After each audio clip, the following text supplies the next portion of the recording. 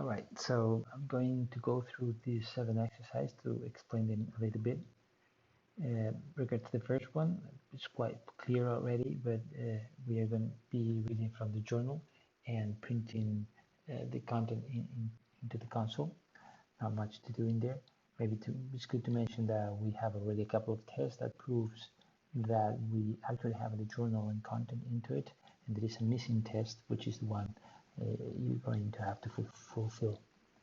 In the second exercise, we will get the information that we were printing into the console, and we will push it to a table, creating our first projection. In the third exercise, we will be testing that our projection have actually the data we were expecting. So we will not only be writing into that table, but also consuming from it to check that the information is there as expected. And in the fourth, once we have the testing, what we're going to be doing as usual is just refactoring a little bit, and we will extract part of the functionality that removes tables into this DB factory, and the part that actually writes into the projection in this projector here.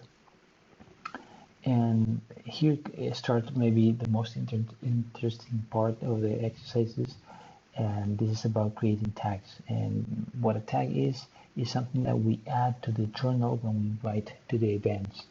And if we do that, then we can consume those events and produce different projections. And that's what we are aiming in here, to get acquainted with this technique. In this sixth exercise, we're going to enhance this possibility of tagging things in a different way in order for us to create different tables from these tags and actually allow to parallelize the reading. In the seventh exercise, we will also be creating different tagging, but this case will be about the events. We will tag different events.